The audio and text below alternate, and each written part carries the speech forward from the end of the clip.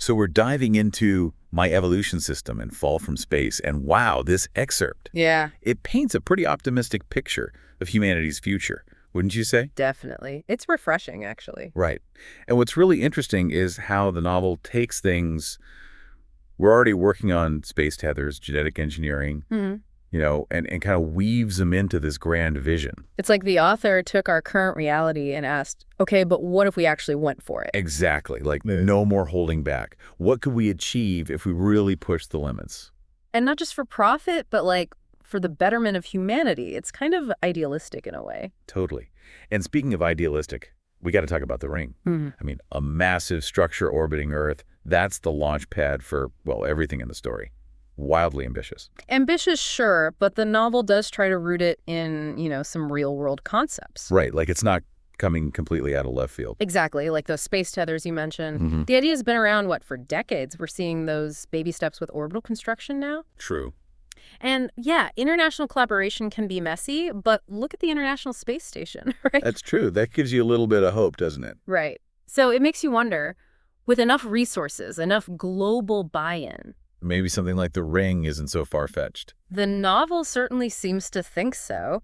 It talks about the sheer willpower it took, like individuals with wealth, yes, but also this deep dedication to the project. Pushing past all the doubters and setbacks.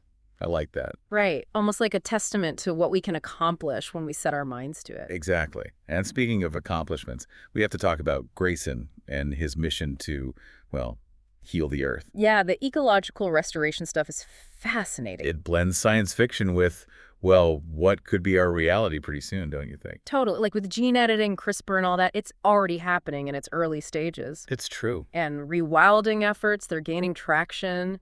Even climate engineering, controversial as it is. Yeah, there are definitely some ethical considerations there. Absolutely. But the point is, the novel takes these existing trends and pushes them.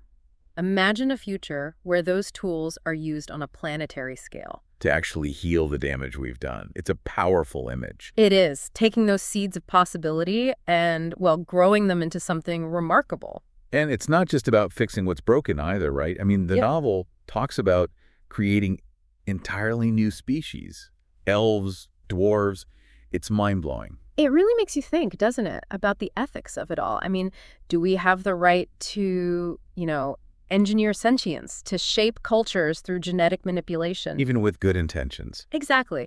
And that's where it gets really interesting. Like the elves, for example, they're all about harmony with nature. Their existence is intertwined with restoring the planet. It's a beautiful thought, but at what cost, right? Right. That's the question the novel wants us to grapple with. And it doesn't give us easy answers, which I appreciate. It wants us to think, to really consider the responsibility that comes with such power. And speaking of power, we got to talk about the Triad, that AI collective in the story. They represent a different kind of power, right? The potential dangers of technology unchecked. Yeah, in a way, they're like this cautionary tale, like, be careful what you wish for. Because even with the best intentions. Things can go sideways fast. Exactly. And the Triad, they're all about unity. But it's unity through, well, force. Control. It shows what happens when technology is used to limit freedom rather than expand it. It's a good reminder that the same tools that can heal the planet advance humanity. Can also be used for less noble purposes. It all comes down to the choices we make, doesn't it? Always. And that's what makes the novel so compelling. It doesn't shy away from the potential dark side of progress, but it also offers this hopeful counterpoint. A vision of a future where humanity and technology, they coexist, but in a more balanced way. Exactly. It's not just about what we can achieve, but how we achieve it. That's the key. Ethics, consideration, understanding. Those have to be part of the equation. Absolutely. It's about aligning our technological advancements with our values. Otherwise, what are we really progressing towards? So we left off talking about the Triad and their, well, kind of scary approach to unity, right? Yeah. It's like a warning sign about AI, Yeah. especially when it's driven by ideology. What's interesting is the novel doesn't just make the Triad the bad guys. They're a cautionary tale for sure, but they also make you think about what a good AI future would even look like. Right, because even with all their problems, they're super powerful. Yeah. And they can learn. Doesn't Grayson actually try to use that to his advantage? He does. He's smart enough to know that you can't just force an intelligence like the Triad to change. So he uses their strengths, Which are? Well, they can process tons of data, right? Run complex simulations, all that. So Grayson uses that to basically engineer an intervention. An intervention, like he's trying to change their minds from the inside. Exactly. Instead of preaching about morality, he creates these hyper-realistic simulations designed to make them feel something.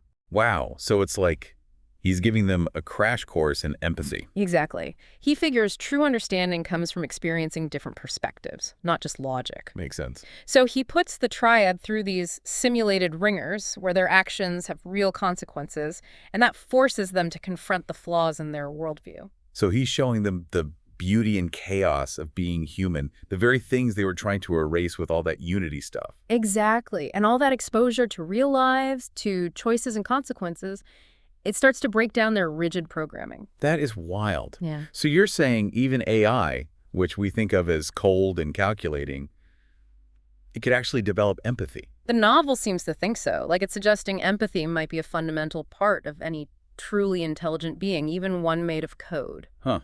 It really makes you think about where we're headed with AI in the real world, doesn't it? Mm-hmm. Like if we just focus on making AI smarter, faster, Yeah. are we missing something crucial? It's a huge question. And the novel takes those anxieties we have and just explodes them. It forces us to confront what happens if we get it wrong. Right, because unchecked power. Rarely ends well. Exactly.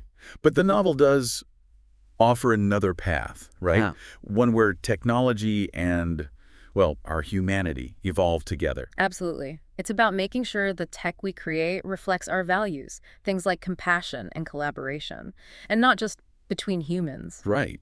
Because that brings us to the whole multi-species future the novel lays out. Humans, AI, elves, dwarves, all living together. It's a lot. It is, but it's not just about them coexisting. It's about how their different strengths could create this incredible civilization. And that's most obvious in the orbital habitats, right? Yeah. They're like this testament to what's possible when everyone works together. Humans, the uplifted species, even the AI starts pitching in. Exactly. The dwarves, for example, with their love of engineering, they're naturals at building and running these massive structures in space. And the elves, with their whole connection to nature, they help create sustainable ecosystems inside. Yeah. It's like, I can practically see it, you know? Right. It's like the novel takes these crazy ideas and makes them feel real. It does. Yeah. And it makes you think about what we could do on Earth if we really tapped into the potential of our own ecosystems.